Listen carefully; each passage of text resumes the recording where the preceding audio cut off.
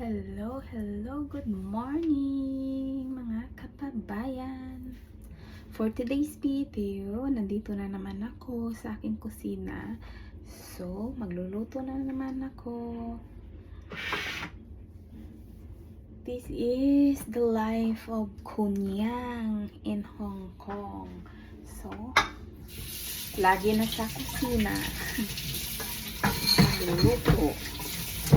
Magagasan ko lang itong gagamitin ko.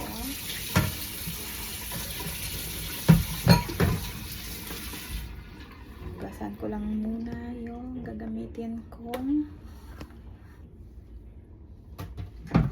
awami.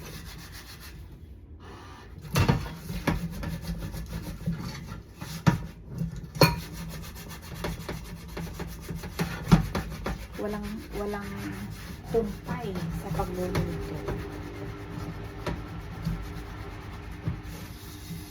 Pagkatapos ko lang magluto ang lunch ng alaga ko.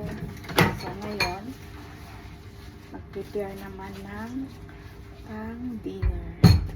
So kailangan ko mag-prepare ng dinner as early as I can kasi today is Monday. A busy day. Hanggang alas 9 ng gabi yung swimming ng alaga ko mamaya. So, yung dinner mamaya is around 9:30. Kaya, prepare ako ng maaga kasi aalis na naman yung kunyang. Yung kunyang busy. So, ngayon ay prepare ako ng aking lulutuin. Oxtail po ngayon aking lutuin. Ito po. Na-boil ko na ito. Na-boil ko na. At tinapon ko yung tubig na pinag-boilan ko nito. Kasi pag nagluluto ako ng karne, kahit anong karne man yan, kahit manok, minsan, binuboil ko siya muna saglit. Kahit pag manok, 2 minutes lang. Pero pag karne, binuboil ko siya ng 5 minutes. Tapos, tapatog yung tubig. At saka ako lulutuin. So, ngayon, mag-prepare ako ng bawang.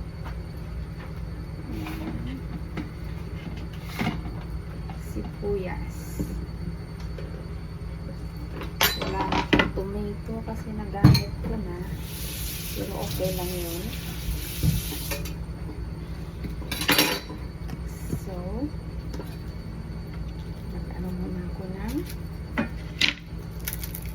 bawang.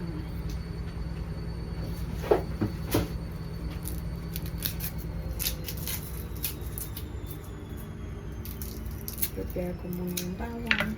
Tapos, itong sibuyas, isa-slice ko lang siya ng round. Kasi, ipi-plating ko siya sa baba. Tapos, sa baba, before ko ilagay yung meat. Lagyan ko sa baba at lagyan ko rin sa taas.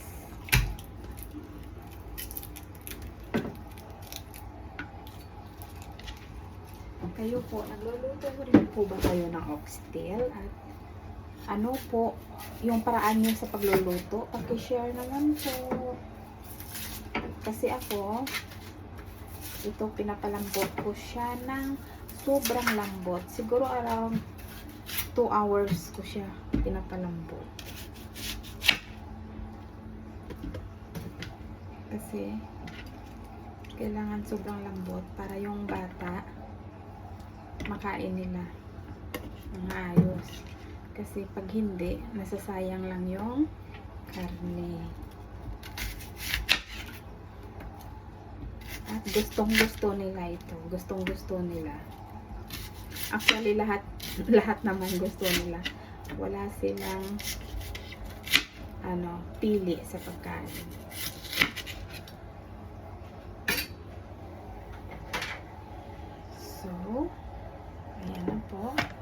ready na yung aking kawali. Ayan na. Pasensya na po. Sobrang tagal na tong kawali ko. Siguro, ano na ito, mag 6 years na itong kawali ko. Hindi pa napalitan. So, lagay ko muna itong sibuyas. Lagyan ko ng oil. Konti lang. Tapos, kakamayin ko na lang kasi naghugas naman ako ng kamay. Ilagay ko yung karne.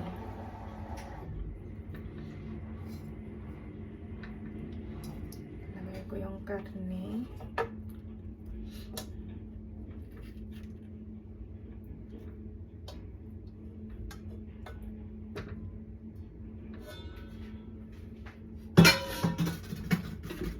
Pagkatapos,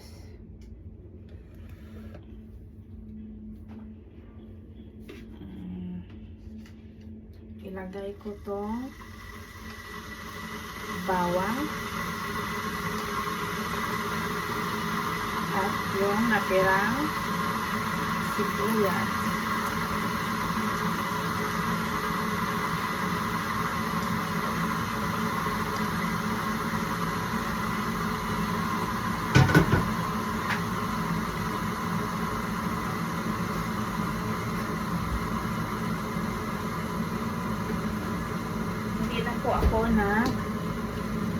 Hindi ako nag-gloves kasi dito sa bahay.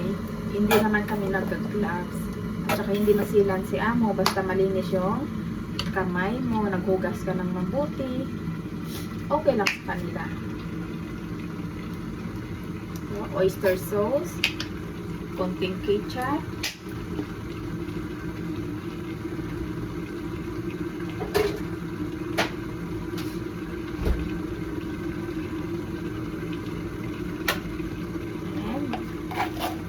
Ito brown sugar, pero ulitin ko, K2 sugar po ang ginagamit namin. So, no worries.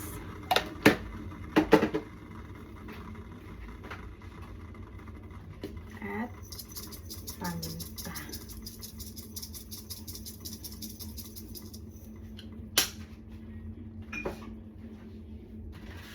Naglalagay rin po ako ng bay leaves.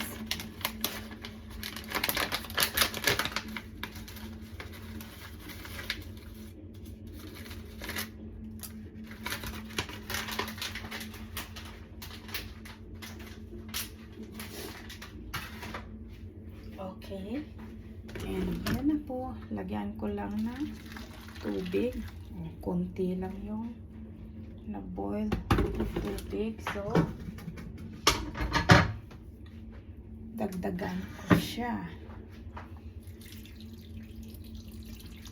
Cover up the meat. Ika-cover yung meat. So, ayan na po. Ayan na po. Pagkatapos,